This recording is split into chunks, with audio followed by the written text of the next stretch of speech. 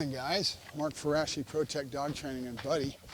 Been a few days since I've been yakking at the screen trying to get that dog to the airport, and the heat was the issue. They kept kicking him back, so I finally I was going to go one more time this morning real early and try to get him on a flight at 8 o'clock in the morning, which means I would have had to be there at 6. And I decided to heck with it. I went and looked at a 10-day weather forecast, and I see 8 or 9 days away there's going to be a lower temperature coming in, and so that's what I'm going to wait for, is try to time that. I don't want to keep going to the airport and getting kicked back with as long a drive as it is and the inconvenience. So just got to play smarter, but it's going to cost me more money. We're always talking about that. That means I've got to go get another health certificate. I'm not going to put it on the customer because that's not fair to them, and then try to get him out of here, and they're wanting their dog. So you feel bad, but you got to do what you got to do, and you can't kill yourself. So today we're going to work Buddy a little bit, show off a little bit, and then go from there. He's in a good headspace. He's doing real good. When he comes out here in the morning, he wants to work because he's just getting spry. You know how the dogs are all spunky when they first wake up. And he's decided to lay down in the middle of the field instead of being put back in his kennel in the morning, telling me he wants to work. And it's a good thing. So we kind of got his head in the right spot, humbug bud. And we're going to go out and see if we can show you a new trick that I'm teaching him that you should like. This comes from Schutzen. They have a routine where they have the dog always focused in a focused heel, and then they have an escape where they put the dog in a focused heel and they'll tell the dog helper, and then use helper as their cue, and the dog goes from being a focused heel to looking at the helper. And then they can say OPA or foos or whatever it is, and the dog will look back at them and then back at the helper. So I've been building this slow but sure. I want to keep it up. It has a good look to it. And a lot of times when I'm working, I'm out doing freestyle, and I take a little bit from each sport and think of the application in real life and try to put it together. Something that I enjoy is a little more freestyle than having to follow a criteria, a book of rules that is dictated by any one specific sport. So it's not to take anything away. In fact, the people that are in sport, they've got to meet that criteria. That's all the harder, and it makes them a better trainer. You get around some of the ring sport trainers and they'll tell you right off the bat, you learn ring sport and you have to learn that and be so diligent with all the rules and the criteria and things, you become a lot better trainer. And I know they're right, I know they're right. I just don't enjoy going out there and having to compete and having all the human factor is what I call it, the human factor that's involved in sport. And that's true with anything you do in life. I mean, we're a very competitive society. Kids play football, basketball, baseball, and there's criteria involved with that. But I didn't get raised that way, so it's not an imprint that I care as much about. I like going out and having a good time, showing off and doing my thing in a freestyle type fashion. All right, buddy. Yep. Good boy. Let's put this away. We're going to bring a cone over here. Give me a second to set this up, guys. All right, buddy. Couché, pas bouger.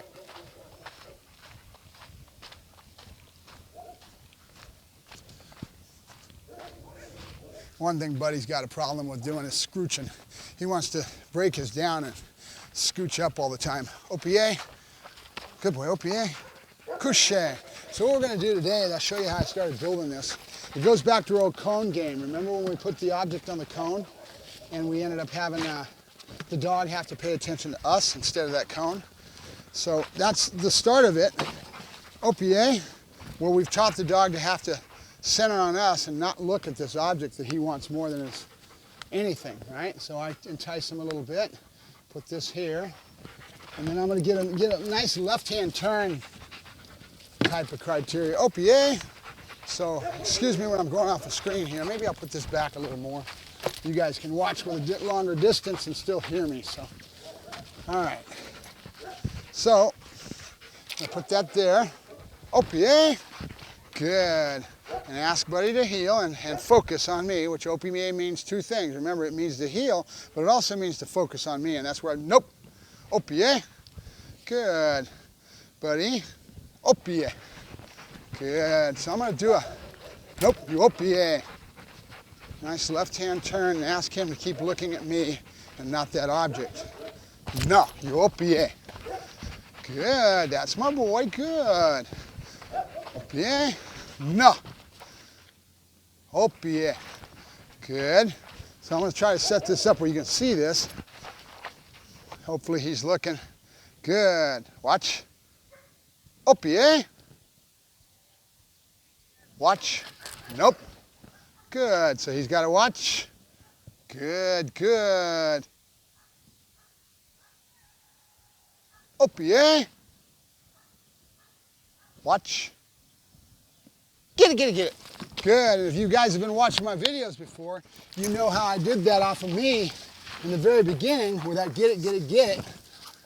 Buddy, out. Good, good, up, yeah. Up, yeah. Good. So we'll do it one more time. A little bit closer, maybe you can see it a little better.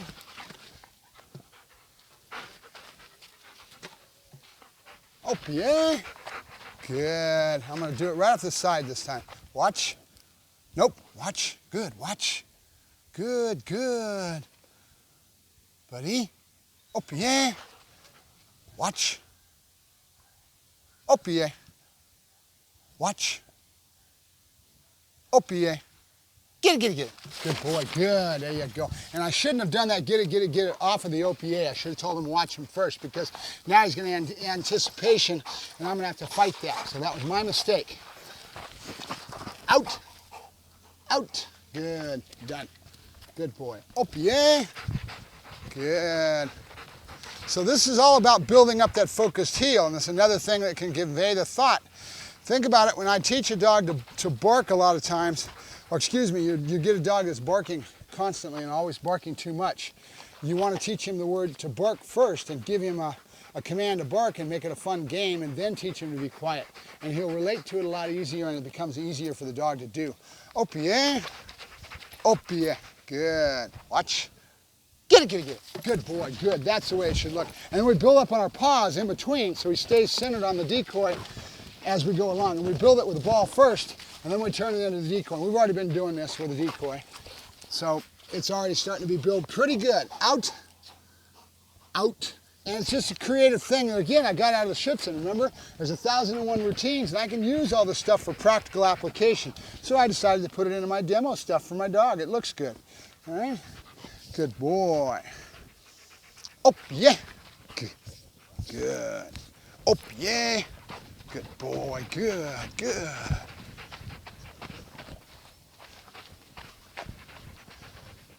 Watch. Up, yeah. Watch. Get it. Good boy, good. All right, so that's pretty much it. Hopefully that looks good on film. But I like it, and it's kind of a neat little behavior that I just kind of put in, and it looks good in a demo, right? So we'll be using it as we go out and demo the dogs. All right, buddy, out. Good. Up, yeah. Couché. Up, yeah. Couché. Pas bouger.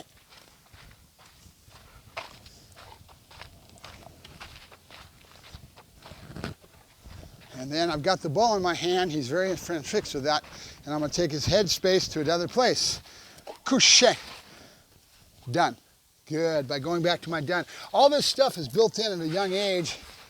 Back. Good. And it matters.